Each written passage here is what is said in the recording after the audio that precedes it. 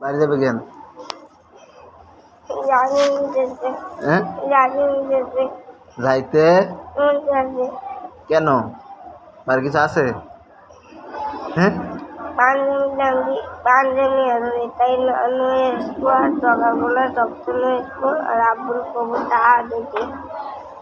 ও